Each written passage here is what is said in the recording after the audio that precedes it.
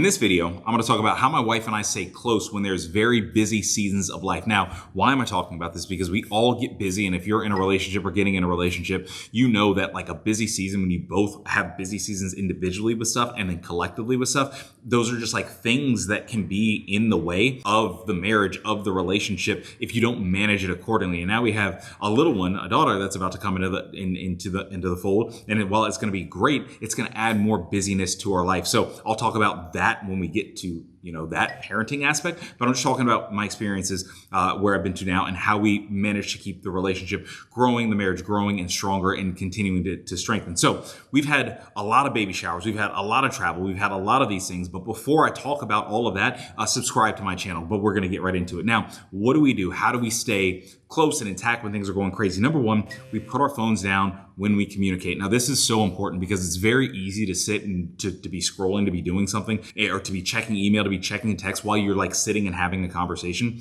with somebody else. And the tough thing about that is when you're not giving the other person your full undivided attention. That's obvious. But what I started to think about was like at times when I was doing that, because these are things that like I've done that haven't helped, the relationship, the marriage, is because I start and I look back at like my day and I'm like, how often am I giving undivided attention to my wife, right? Like I wake up early, I'm out, I'm, at the gym, I'm running, and we come back, we'll walk the pups together. That's like undivided attention. I'll make us breakfast, that we'll be watching like a sports show while we're eating, then we go and we have a work day. And then after that, it's like a podcast might be on, like, we're making dinner, but a podcast is on, then we're sitting down for dinner, and we might talk for a little bit, then we put the TV on. And then after that, it's like, okay, we let the pups out, and then we might just be watching a show on Netflix, right? So all of these things, there's other things that are like impeding on the communication. So what we've really focused on is like, hey, when we're just like after work days, like putting the phone away and just like talking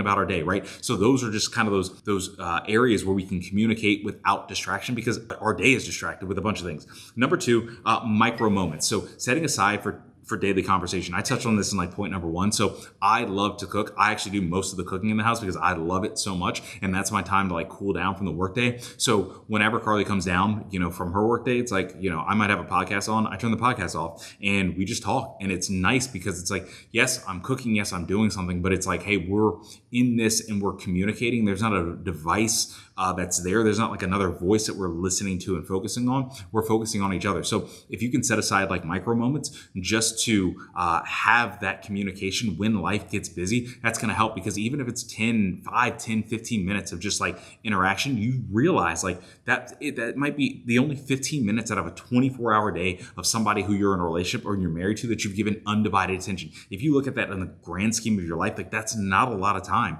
So what you want to do is like in those micro moments, maximize that time as much as you can, because those are the things like when I look back at like how the weeks have flown and whatever, I'm like, I don't want to just like look back and it's like, oh, this was a blur because we were just on our devices at work, watching Netflix, had a podcast up, all of this stuff. And we were looking at each other. We're like, whoa, when we go on a date night, it's like, I don't even know this person, but I've been around them like all day, right? So micro moments, set aside those time so you can have those moments. Number three, talk about expectations. Now, these aren't just like relational expectations. These are like, hey, what are expectations or what are needs that when life gets busy, like what do you need, right? We just had a busy season where I was like training for High Rocks. We had 2 baby showers, one in Texas, one in San Diego. We were traveling a little bit. We had just a lot going on, family coming in town and everything. And the conversations that we had was, hey, during this busy time, what do we need from each other so that we can make sure that we are prioritizing each other in a way that is needed at that time? Now, what I mean by that is during that busy season, I needed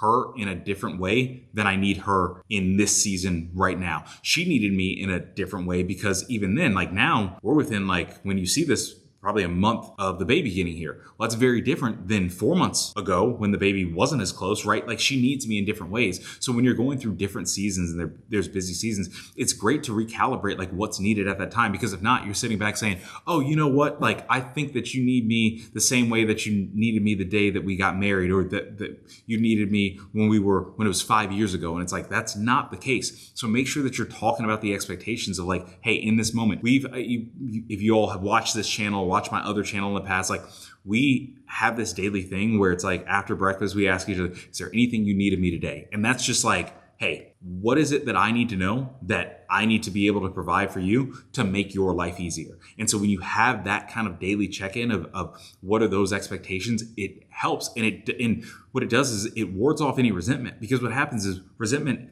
builds because of unmet expectations. Well, if you never talk about what you expect or what you need, then how's the other person gonna, like, how is that fair? How can they even like survive in that, in that relational temperature, right? So you want to make sure that you are talking about those expectations, and so that you're getting your needs met, so that you meet your partner's needs. I was like getting into the day. I was saying like benefits is like a next point that I'm looking at, and it is what it is. Okay, number 4. This is where I said the benefit part. Give each other the benefit of the doubt. Now, this is so important because when you do this, you don't exacerbate issues that aren't really issues at all. Like sometimes these minor things, and maybe the way your husband, wife like looked at you or said something or whatever, you might have caught a certain tone or something like that. It's like, it might have been because of some other thing, and it's just a lot of things going on. But if you just, nail that person about that thing, now you make the thing a bigger thing. And now they're dealing with that. They're dealing with all of these other things. And it's like, hey, at the end of the day, if you all are on the same team, you're on the same team. Most people on the same team aren't trying to hurt each other because they're going towards a common goal. So if you can give each other the benefit of the doubt, like what does it say in the Bible? Like love covers a multitude of all things, right? A multitude of things. Don't quote me. I'm not a preacher, but that's the essence of what it says, right? So it's like, if love covers these things, it's like I can give you the benefit of the doubt because you love me, I love you, and I know that we're not perfect. And if God loves us and we're not perfect, then I can love you and you're not perfect, right? So that's just what that is. And so again, you just don't want to exacerbate issues that just aren't there. So how my wife Carly and I stay close, and how we really try to cultivate a more loving marriage when things get hectic, and I hope that we very much stick to this when our daughter gets here. Number 1, put our phones down, we communicate, so we're not just on our devices and everything. Number 2, micro moments, setting aside time where we're just focus on each other without devices. Kind of number 1 and number 2 blend together. Number 3, talk about expectations. When we're busy, we need to know what each other's needs so that we have the proper expectations, so that we're not building resentment over stuff that like we just didn't know about. And number 4, give each other the benefit of the doubt. Have some grace with your partner, with one another. It's going to make sure that problems just don't become bigger for no reason. That's it. I'll see you all in the next video. Peace. Oh, like, comment, subscribe. Peace.